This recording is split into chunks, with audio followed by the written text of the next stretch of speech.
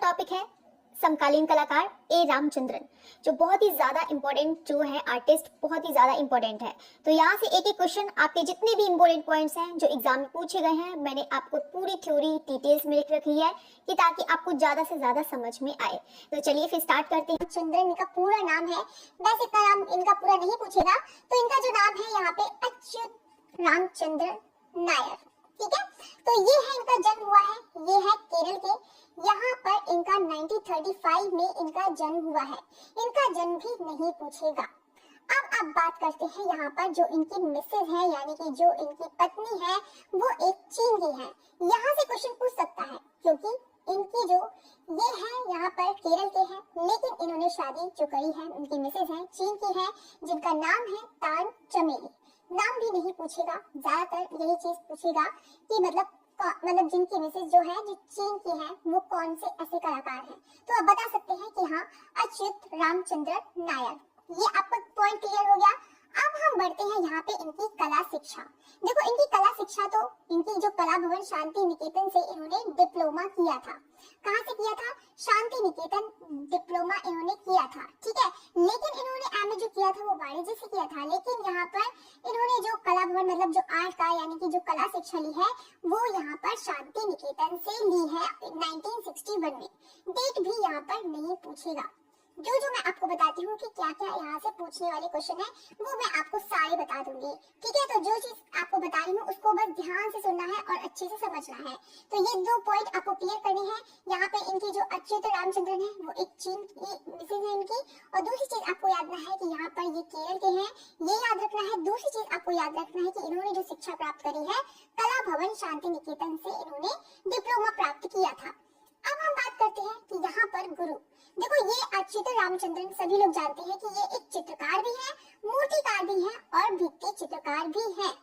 लेकिन ये हम बता देते हैं कि यहाँ पर जो रामचंद्रन है, ए रामचंद्रन, इन्होंने यहाँ पर मूर्ति कला की अगर हम बात करते हैं, जो प्रभावित थे, जिनकी मतलब मूर्तिकार से प्रभावित थे, वो है राम किंकर बैच, जो कांस्य की मूर्तियां बनाते थे यहाँ पर मतलब रामचंद्रन। तो इनकी कला से ये प्रभावित थे, राम किंकर बैच मूर्ति कला की।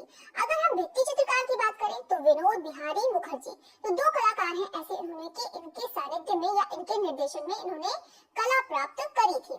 ठीक है, ये पॉइंट क्लियर हो गया। अब हम बात करते हैं कि इसके अलावा इन्होंने जो इनके जापानी गुरु थे, जापानी गुरु भी बहुत ज्यादा इंपॉर्टेंट है, तो यहाँ से आप जरूर देख लीजिएगा। वो है यहाँ पर फूको अकीनो। फूको अकीनो है, ये एक विजिट करने आए थे, एक प्रोफेसर के रूप में यहाँ पर शांति निकेतन ही आए थे। ये कौन? फूको अकीनो। ठीक है, और यहाँ पर अगर हम बात करें कि यहाँ पर वेस्टर्न में बात करते हैं, यूरोपीय की बात करते हैं, तो इसके अलावा ये प्रभावित थे यहाँ पर जो मैक्सिको के 3 कलाकार थे यहाँ पे, ओरोस्को और रिवेरा थे। ठीक है, ये चीज पॉइंट क्लियर कर लेना। बस ज्यादा यहाँ पे ज्यादा से ज्यादा यही चीज पूछा जा सकता है, जो मैंने आपको पूरा बता दिया है, तो उसको आप बहुत अच्छे से याद करिएगा, आराम से याद हो जाएगा, इतना ज्यादा टफ नहीं पड़ेगा, तो आपको बहुत अच्छा भी लगेगा। चलिए, तो इसके बाद हम बात करते हैं। देखो, ए रामचंद्रन है, ए रामचंद्रन एक यहाँ पर वैसे ये मतलब जो यंग थे जिस टाइम में, तो ये एक मतलब गायक के रूप में ये एक काम करते थे। ठीक है, तो यहाँ पर कौन सी यहाँ पर बात करा है कि ये आकाशवाणी कार्यक्रम में गायन में भाग लेते थे। ठीक है, ये चीज पॉइंट क्लियर हो गया। तो यानी कि ऐसे क्वेश्चन पूछ सकता है कि कौन सा ऐसा कलाकार है जो आकाशवाणी कार्यक्रमों में गायन में भाग लेते थे या काम किया है। ठीक है, इस टाइप से कुछ पूछ ले। लैंग्वेज उनकी होगी, वो अपने किसी भी तरीके से बोल सकते हैं। हर किसी इंसान की अलग अलग लैंग्वेज होती है, ये तो आप लोग जानते ही हैं। कोई अलग तरीके से बोलता है, कोई हिंदी, सब लोग बोलते हैं, कुछ अलग बोलते हैं हिंदी, कुछ अलग बोलते हैं, हर किसी की टोन अलग होती है। ठीक है, तो यहाँ पर है तो आकाशवाणी कार्यक्रम में उन्हें गायन में भाग लेते थे। ठीक है, ये चीज है। अब हम बात करते हैं कि यहाँ पे जो शांति निकेतन मतलब शांति निकेतन से ये लौट कर ये केरल के भित्ति चित्रों पर इन्होंने शोध कार्य किया। मतलब भित्ति चित्र तो बनाते थे, शोध कार्य का मतलब है कि इनोवेशन किया, मतलब उसमें बहुत अलग अलग चीज उन्होंने अपनाई। ठीक है, तो यहाँ पे केरल से उन्होंने केरल के भित्ति चित्रों पर शोध कार्य भी किया है। ठीक है, ये चीज क्लियर हो गया। सारे स्टूडेंट एक बार सब लोग बता दीजिए कि हाँ, आपको समझ में आ रहा है या नहीं, क्योंकि समझना बहुत ज्यादा इंपॉर्टेंट है। क्योंकि अगर आपने आर्टिस्ट को समझ लिया, इनकी विशेषताएं समझ ली, इनके गुण समझ लिए, तो मुझे नहीं लगता है कि आपका एक भी क्वेश्चन गलत होगा। बस हाँ देखो, हर कोई आर्टिस्ट अलग अलग होता है। अगर आपने उनके बारे में जान लिया है तो आप आराम से कैसे भी क्वेश्चन कर सकते हैं, कैसे भी क्वेश्चन आ जाए। चलिए तो नेक्स्ट पढ़ते हैं। यहाँ पर ए रामचंद्रन है, तो ए रामचंद्रन जो है यहाँ पे जामिया मिलिया मतलब जामिया मिलिया जो मिलिया है, ये गलत लिख गया है, ठीक है। तो यहाँ पे जामा मिलिया इस्लामिया, आप लोगों ने तो नाम से पढ़ा होगा, सब लोग जानते भी होंगे स्कूल को, जो दिल्ली में है। जामिया मिलिया इस्लामिया विश्वविद्यालय, आप लोग सही कर लीजिएगा, ठीक है। इस्लामिया विश्वविद्यालय नई दिल्ली में यहाँ पे चित्रकला के प्रोफेसर व विभाग अध्यक्ष भी रहे। अब यहाँ से क्वेश्चन जो बनता है वो कैसे बनता है, यहाँ पे बनता है कि जो ए रामचंद्रन है तो वो मतलब कौन से ऐसे क्वेश्चन बनेगा कि कौन सा ऐसा कलाकार है जो चित्रकला के जो प्रोफेसर और विभागाध्यक्ष रहे, कौन से स्कूल के, जामिया मिलिया इस्लामिया विश्वविद्यालय नई दिल्ली के। तो आप बता सकते हैं कि ए रामचंद्रन, ठीक है। यहाँ से ये ऐसा पॉइंट बन सकता है। तो यहाँ पर बात करते हैं कि बड़े आकार के, देखो इनको जो ये जो ए रामचंद्रन थे, बड़े कैनवास पर इनको काम करना बहुत ज्यादा अच्छा लगता था। बड़े बड़े कैनवास बनाते थे, जैसे कि यहाँ पे काली पूजा जो है, इन्होंने काली पूजा जो है ऐसी इन्होंने बड़े कैनवास पर, विशाल जो कैनवास होता है उसी पर इन्होंने ये चित्र बनाया भी है, ठीक है। और यहाँ पर एक कब्र खोदने वाला, वो भी यहाँ पर विशाल कैनवास पर इन्होंने बनाया है चित्र, ठीक है। ये चीज हो गया। अब हम बात करते हैं, ये तो आपका याद रखना कि बड़ी कैनवास के लिए बनाते थे, ये भी इम्पोर्टेंट है। इन्होंने यहाँ पे डाक विभाग को अनेक टिकटों का भी डिजाइन किए हैं, यानी कि जो ए रामचंद्रन है इन्होंने डाक टिकट के जो डाक सॉरी ये भी देखो गलत लिख किया है, आप लोग आज थोड़ा जल्दी में लिखा चलिए कोई बात नहीं, आप लोग समझ सकते हैं। तो डाक जो है, डाक टिकट जो विभाग है उसके में यहाँ पर उन्होंने अनेक टिकटों का भी डिजाइन करे हैं, ठीक है। ये पॉइंट क्लियर हो गया। और इसके अलावा ये बच्चों की यहाँ पर पुस्तकें भी लिखते थे और उनको चित्र भी किया करते थे, ये पॉइंट हो गया। बाल चित्र की साहित्य में, यानी कि अगर आप कह सकते हैं कि रामचंद्रन जो है एक साहित्य के जीवन में, और इन्होंने उसके जो है एक कलाकार और एक मूर्तिकार, और इसमें इन्होंने बहुत सारा भाग लिया है या फिर उनमें काम किया है ए रामचंद्रन ने, ठीक है। तो यहाँ पे बाल चित्र, यहाँ पे जापान के से इन्होंने किसका पुरस्कार मिला था, नोमा का पुरस्कार भी मिला है। इसके अलावा और भी पुरस्कार मिले हैं, कला रत्न का भी पुरस्कार मिला है, राजा रवि वर्मा भी पुरस्कार मिला है, सब आप देखेंगे, लेकिन हम उसको आगे पहले पढ़ लेते हैं, ठीक है। चलिए तो अब हम बात करते हैं यहाँ पे राष्ट्रीय ललित कला अकादमी।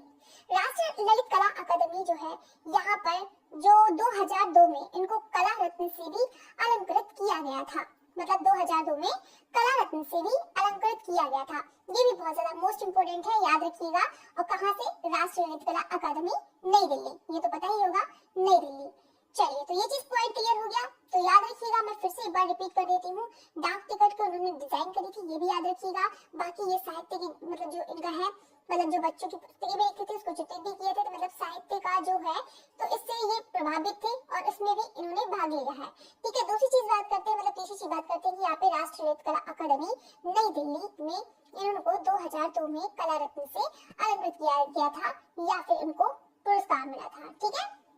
चलिए नेक्स्ट है यहाँ पर, देखो ये वाला भी बहुत ज्यादा इंपॉर्टेंट है, मोस्ट इंपॉर्टेंट है। यहाँ पे ए रामचंद्रन पर यहाँ पर अभिव्यंजनावाद का प्रभाव है, यानी कि ये जो ए रामचंद्रन है अभिव्यंजनावादी एक कलाकार है, ये बहुत ज्यादा इंपॉर्टेंट है, तो उसको भी याद रखिएगा। अब हम बात करते हैं यहाँ पे भारत सरकार द्वारा इनको पद्म भूषण से भी अलंकृत किया गया था, और वो भी कब किया गया था, 2005 में इनको किया गया था, ठीक है। ये पॉइंट क्लियर हो गया।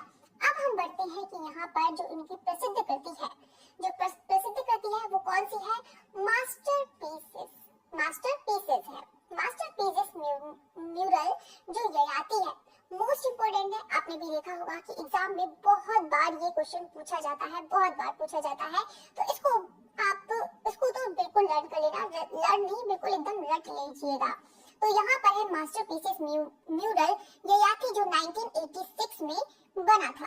बाकी इतना डेट नहीं पूछेगा, सबसे ज्यादा जो पूछेगा कि ये ययाति श्रृंखला किसकी है, साइज ही पूछ सकता है, तो साइज आप जरूर याद कर लेना। ये फीट में है, देखो यहाँ पर लिखा भी नहीं है, बता देते हैं ये किस में है, फीट में है, 60 into 7 फीट, ठीक है। ये चीज हो गया। बाकी ये एक श्रृंखला है, इसके कि मतलब इसमें जो बने हुए हैं मतलब 12 पैनल बने हुए हैं और केंद्र में यहाँ पर 13 मूर्ति शिल्प है। ठीक है, ये चीज पॉइंट क्लियर हो गया। अब हम बढ़ते हैं नेक्स्ट। देखो सारे स्टूडेंट को समझ में आना चाहिए, ठीक है, तो समझना बहुत अच्छे से। ये बहुत इसीलिए मैंने एक ही कलाकार करा है कि ताकि आपको अच्छे से ज्यादा समझ में आए। चलिए, तो अब हम बात करते हैं कि यहाँ पे ये जो ययाति की चल रहा है ये चैप्टर, मतलब जो ययाति है वो दिल्ली की वेदा आर्ट गैलरी में संग्रहित है। दिल्ली की मतलब दिल्ली में है जो वेदा आर्ट गैलरी संबंधित है। कभी कभी हो सकता है कि ये कभी कभी पूछ लेता है कि वेदा आर्ट गैलरी कहाँ है, तो आप बता सकते हैं कि दिल्ली में है। ठीक है, तो यहाँ पर है ययाति को यहाँ पे प्रदर्शित की।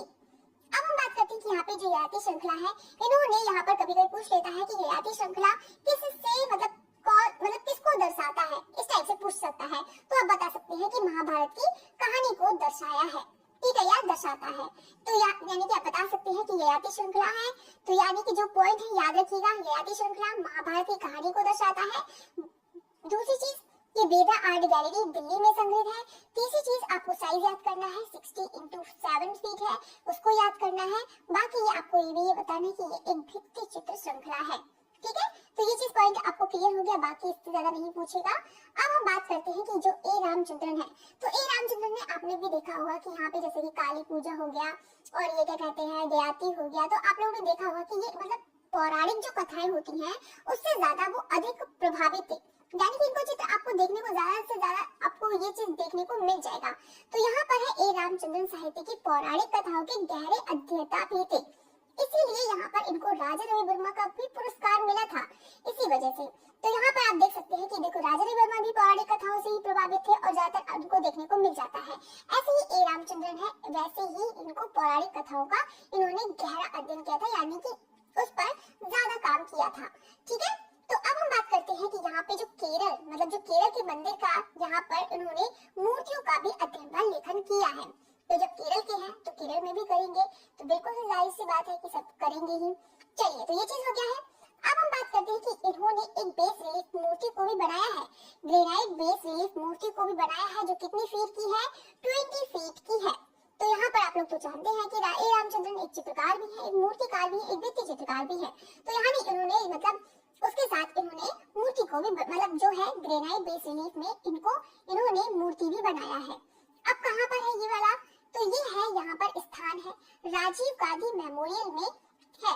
अब राजीव गांधी जो मेमोरियल है वो आपका कहाँ पर है, वो है आपका यहाँ पर ये है तमिलनाडु में, ये है आपका तमिलनाडु के चेन्नई के पास, कहाँ पर, श्री पेरुम्बदूर। ठीक है, तो ये चीज आपका क्लियर हो गया। तो याद रखिएगा कि यहाँ पर उन्होंने ग्रेनाइट बेस रिलीफ बनाया है और कितनी फीट है, 20 फीट का है। दूसरी चीज आपको याद रखना है कि कहाँ पर है, कौन से स्थान पर है, तो आप बता सकते हैं कि राजीव गांधी मेमोरियल में है। दूसरी चीज है ये तो कहाँ पर है, तो तमिलनाडु चेन्नई में है। तीसरी चीज है और ये कहाँ पर पड़ता है, कहाँ पर है ये, तो श्री पेरुम्बदूर। ठीक है, जो कहाँ पड़ता है आपका तमिलनाडु के चेन्नई के पास। ठीक है, ये चीज क्लियर हो गया। अब हम बढ़ते हैं कि कृति की तरफ, जो बहुत ही ज्यादा इंपॉर्टेंट है। तो यहाँ पर है, बाकी तो इससे पहले मैंने बता ही दिया है ययाति के बारे में। दूसरी कृति देखते हैं कि यहाँ पर जो है कब्र खोदने वाला द ग्रेव डिगर्स है, इन्होंने इसमें क्या करा है कि मतलब इसमें जो बनाया है कि यहाँ पर कब्र में आकृति का चेहरा तो बनाया है, लेकिन यहाँ पे जो कब्र खोदने वाले के सिर नहीं है, केवल शरीर है। मतलब आप ये कह सकते हैं कि इन्होंने जो चित्र बनाया है, मतलब ये समझ लीजिए कि जो यानी कि जो कब्र खोदने वाले जो बनाए हैं उनका तो मतलब सर ही नहीं है, जो कब्र खोदने वाले हैं उनका सर नहीं है। ठीक है, सिर्फ एक मतलब केवल इनका धड़ है, ये कह सकते हैं। तो यहाँ पर है कब्र में आकृति का चेहरा बना हुआ है, लेकिन जो कब्र है उसमें चेहरा बना हुआ है। जो कब्र खोदने वाले हैं उनका चेहरा नहीं बना है, यानी कि सर नहीं बना है। ठीक है, ये चीज हो गया। तीसरी पिक्चर देखते हैं कि यहाँ पर जो काली है, जो विशाल एक कैनवास पर चित्रित किया है और यहाँ पर 1972 में इन्होंने चित्रित किया है। नेक्स्ट बढ़ते हैं यहाँ पे जो इनकी चित्र श्रृंखला है। तो चित्र श्रृंखला है रागनी है, मोस्ट इंपोर्टेंट है यहाँ पर ये वाली भी। ज्यादातर इन्होंने आप भी देख सकते हैं कि सीरीज पर इन्होंने बहुत काम किया है। तो यहाँ पर जो चित्र श्रृंखला है रागनी है जो बहुत ज्यादा इंपोर्टेंट है, याद रखिएगा। तो ये अब देख लेते हैं कि यहाँ पे जो रागनी का चित्रण किया है वो कब किया है, तो पोखरण है। तो पोखरण के यहाँ पे परमाणु विस्फोट से आहत होकर इन्होंने बनाया था। अब यहाँ पर ये चीज नहीं लिखा है तो बता देते हैं राजस्थान। ये पोखरण है, ये राजस्थान, ठीक है। तो ये जो पोखरण के यानी कि राजस्थान के ही परमाणु विस्फोट से आहत होकर यानी कि उनको बहुत बुरा लगा था और इन्होंने यहाँ पर इससे रिलेटेड इन्होंने एक सीरीज बनाई, ठीक है। तो ये चीज क्लियर हो गया। इसके अलावा बात करते हैं कि यहाँ पे जो घुमक्कड़ जाति के भी इन्होंने चित्र बनाए थे। अब वो कौन से थे, ये एक गोडिया लोहार है। ये एक क्या है, घुमक्कड़ जाति जो है एक गोडिया लोहार पर इन्होंने बनाए थे, चित्र बनाए थे।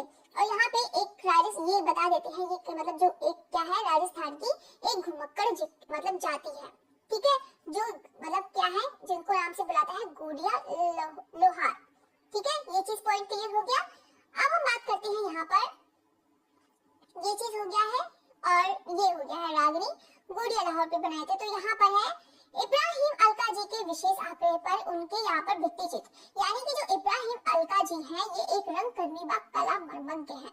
तो यहाँ पर उन्होंने उनके विशेष मतलब आग्रह पर मतलब उसको बोला उसमें बनाया है इन्होंने, ठीक है। तो यहाँ पर उन्होंने इस पे भित्ति चित्र बनाए हैं, मतलब उनके आग्रह उनके कहने पर उन्होंने बनाया है, यहाँ पर भित्ति चित्र भी बनाए हैं इसके कहने पर इब्राहिम अलका जी के विशेष आग्रह पर, ठीक है। ये पॉइंट क्लियर हो गया।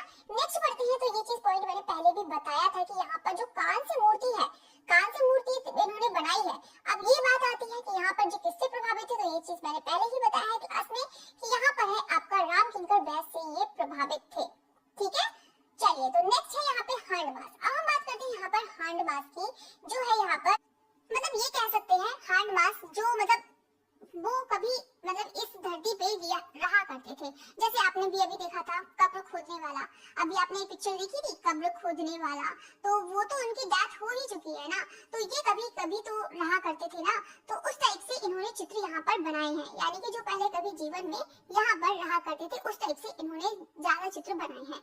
ऐसे की पौराणिक कथा है, हम लोगों ने भी कहानियां पढ़ी होंगी, बहुत सारी पढ़ी होंगी, तो उसमें वो हमने लेकिन देखा ही नहीं है, ना ही जानते भी हैं कैसा था, कैसा रूप था, कुछ भी। तो उस टाइप से इन्होंने ज्यादातर मतलब ए रामचंद्रन ने चित्र बनाए हैं, मतलब ये कह सकते हैं। तो हांडमास के यहाँ पर पंजर आकृतियों को अधिक देखने को मिलता है, ठीक है। ये चीज क्लियर हो गया। नेक्स्ट हम बढ़ते हैं यहाँ पर के विक्रम सिंह। तो के विक्रम सिंह की यहाँ पे जो फिल्म है, देखो लोटस पॉन्ड पर इन्होंने चित्र भी बनाया है और इवन यहाँ पर जो मतलब के विक्रम सिंह की जो फिल्म है यहाँ पे लोटस पॉन्ड है, यहाँ पर इन्होंने ए रामचंद्रन के जीवन पर जो आधारित है, जो लोटस पॉन्ड है, तो यहाँ पर इन्होंने ए रामचंद्रन के जीवन पर जो आधारित है और के विक्रम सिंह की फिल्म है, तो दोनों चीज याद रखिएगा। बाकी इन्होंने इस पर चित्र भी बनाया है, ये भी याद रखिएगा। अब हम बात करते हैं यहाँ पे, देखो पुरस्कार को तो मैंने पहले से ही आगे ही बता ही दिया है।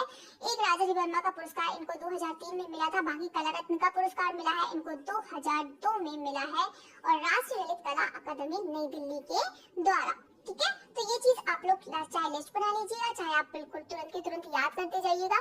कोशिश पूरी करूंगी कि आपको सारे आर्टिस्ट करा दूं, और इससे पहले मैंने प्ले लिस्ट में बनाया है, तो सारे स्टूडेंट से रिक्वेस्ट है कि आप लोग उसको जरूर वॉच करिए, क्योंकि मैंने इससे पहले बहुत इंपॉर्टेंट मतलब जो आर्टिस्ट है कराए हैं, तो उसको करिएगा, ठीक है। तो यहाँ पे प्लेलिस्ट भी बना दी है, आपको आसानी से मिल जाएगा। यहाँ पे अगर भारतीय कलाकार को याद करना है तो भारतीय कलाकार याद करिए, मूर्तिकार को याद करना है तो मूर्तिकार याद करिए, छापाकार को याद करना है तो छापाकार को याद करिए। मैंने सारे आर्टिस्ट कराए हैं, आपको प्लेलिस्ट में आसानी से मिल जाएगा, ठीक है।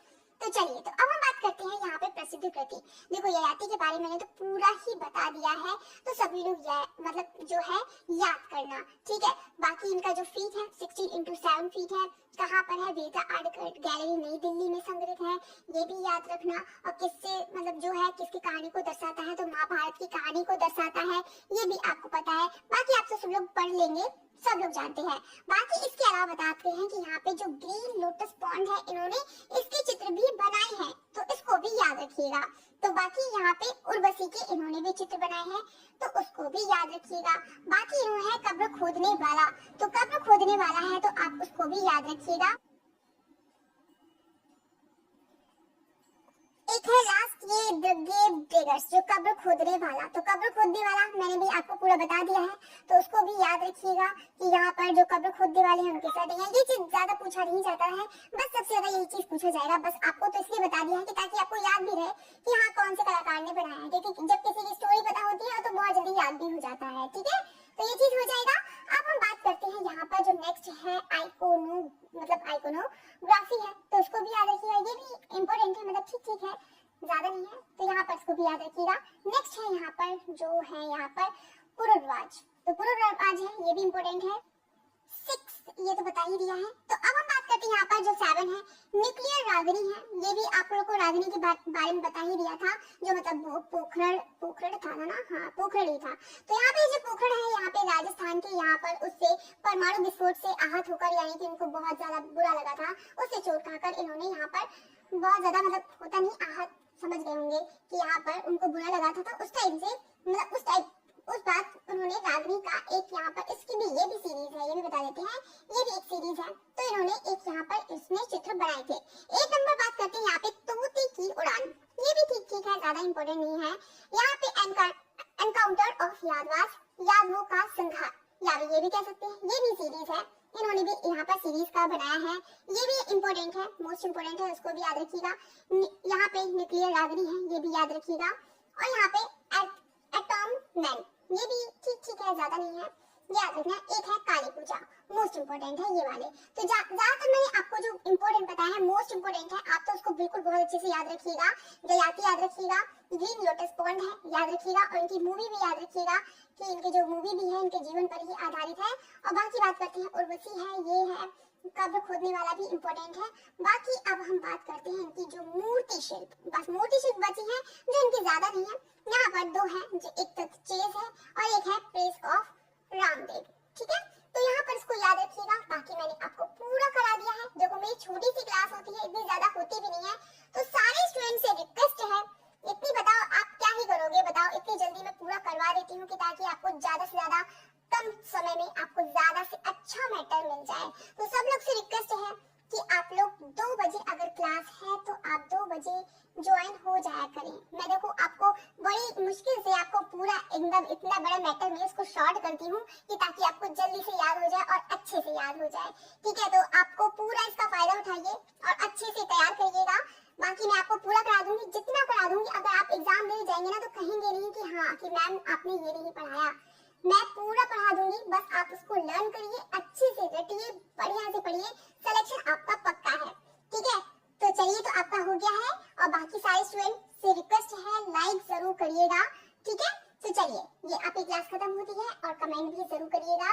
Okay, thank you everyone.